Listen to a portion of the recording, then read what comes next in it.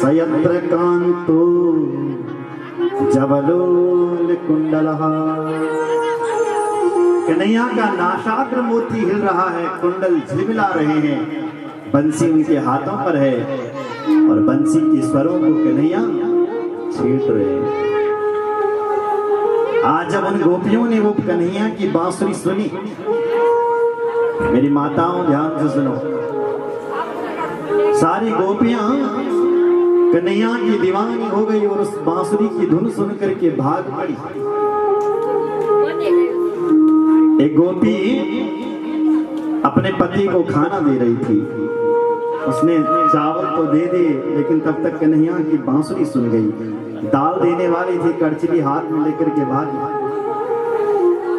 एक गोपी श्रृंगार कर रही थी, अपने काजल लगा रही थी, अचानक उसने एक आंख पर काजल लगा दिया, तब तक कन्हैया की बंसी बज गई, दूसरी आंख में काजल लगाना भूल गई। लिखा है ऐसा, लिम्पन्त्या प्रमृजन्तोन्या अंजन्त्या काश्चलोचने व्यातस्तवस्वाभरणा काश्चित् कृष्णान्तिकं ययौ।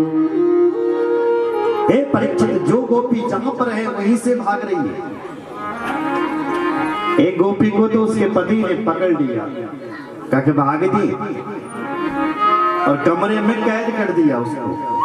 वो गोपी सोच रही है, देखो देखो आज सारी गोपियां जा रही है, कन्हैया का उनको आलिंगन प्राप्त हो रहा है। धिक्कार है मेरे इस देह के लिए, जो मैं इस कमरे में बैठी हूं। उसने पद्मासन लगाया और एक क्षण में अपने प्राणों को त्यागा और सबसे पहले कन्हैया के पास पहुंच गई, शरीर छोड़ करके।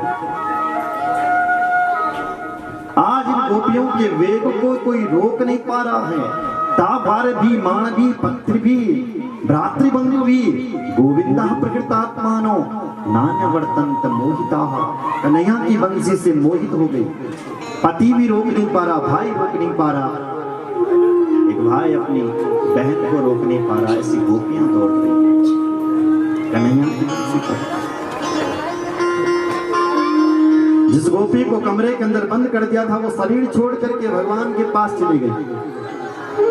परीक्षित ने पूछा, गुरुदेव इन गोपियों की इतनी बड़ी गति कैसी हो रही है?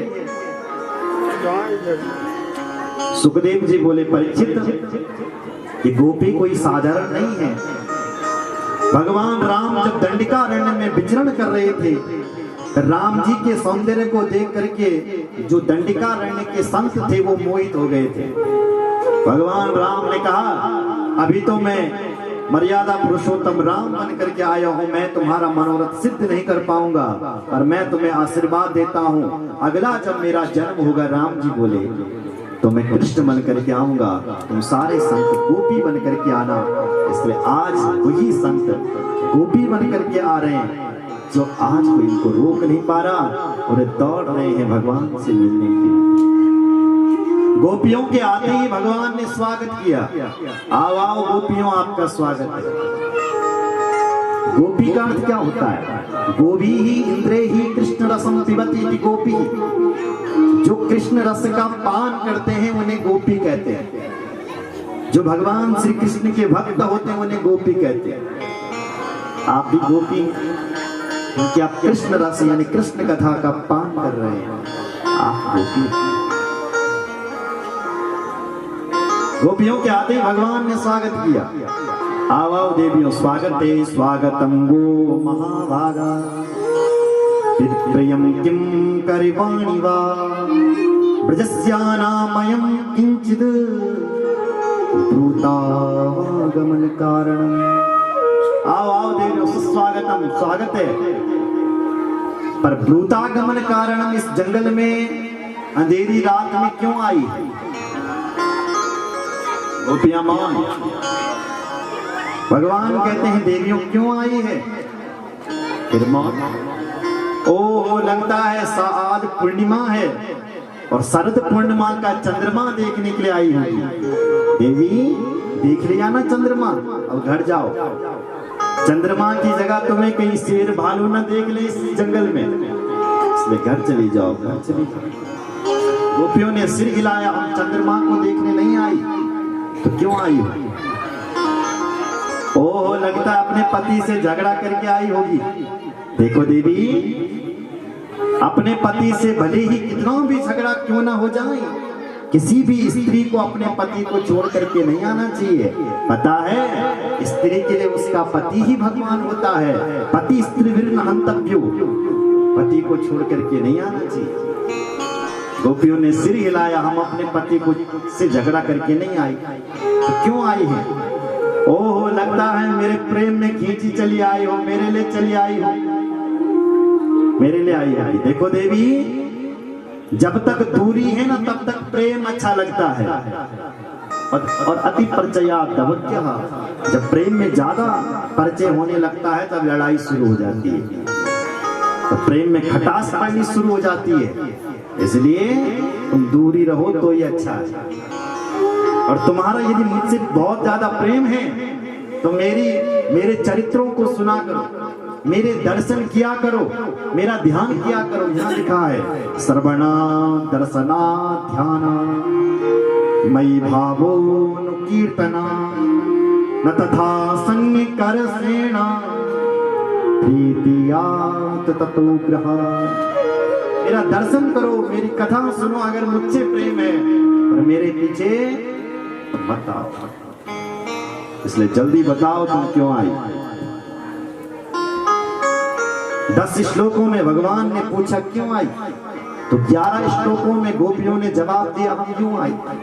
बोल पड़ी सारी गोपियां, प्रभु आप जब से हम आए हैं तब से एक ही बात कह रहे हैं, चले जाओ, क्यों आई। यदि सुनना चाहते हैं कि हम क्यों आए हैं तो ध्यान से सुनो। गोपियों ने एक गीत गाया, इस गीत का नाम है प्रणय गीत। गोपियां बोल पड़ी 11 श्लोकों में, प्रभो मैवं विभो नति भवान कदितुम संसं संत्यज्य सर्व विषयास्तव पाद मूलम भक्ता भजस्व दुर्भग्रहमात् जास्मान् देवो यथा कि पुरुषो भजते मुमुक्षुं। मैवं विभो नति भवान, ऐसा मत कहो, मत कहो, मत कहो। और ऐसे ही कह रहे हो क्यों आई हो, तो हे मेरे भगवान हम तुम्हारा भोग लगाने के लिए आई हैं। भगवान बोले भोग लगाने, काय का भोग लगाएगी मेरा? बोले भक्ता भात का भोग, भात का भोग। गोपियों के तुम्हें भात बहुत प्रिय है। भगवान राम भी जब अपने पिताजी की गोद में खाना खाते हैं तो दही ओदन खाते हैं, दही और भात राम कथा में। ऐसे ये गोपियां भी कह रही हम तुम्हें भोग लगाने आई हैं। काय का? बोले भात का। भगवान कहते हैं मुझे भूख हो तभी तो मैं खाऊंगा, मुझे भूख ही नहीं है। गोपियां कहते आपको भूख नहीं होती तो आपने पहले कहा नहीं होता कि मुझे भूख लगी है। पहले तो कह दिया कि मैं भूख, बहुत सारी भूख लगी, मैं तो खाना बनाओ, और जब खाना बनेगा तब कह रहा है क्या भूख नहीं है। ये तो दुराग्रह है। पहले आपने बंसी बजा करके हमारे चित्त को खींच लिया, और जब हमें बंसी बजा करके बुला लिया, और अब कह रहे हो कि क्यों आई हो, क्यों आई हो। हम कह रहे हैं कि तुम्हारा भोग लगाने के लिए आई है। ऐसा मत कहो, मत कहो। चित्तम सुखेन भवता कृतं गृहेषु जन्निर्विसक्तपिकरा पिगृह्य कृते। हमारा जो ये चित्त है हे कन्हैया घर के लिए नहीं जा रहा है, नहीं जा रहा है, नहीं जा रहा है। हम कैसे जाएं घर?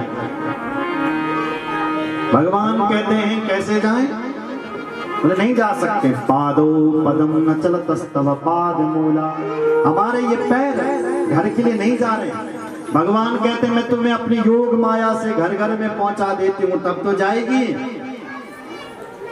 बोले वहां पर रहो, शरीर को तो घर पहुंचा दोगे और मन को अपने पास रखोगे तो घर में जाकर के भाई करवावा किंबा, घर में जाकर के हम करेंगे क्या?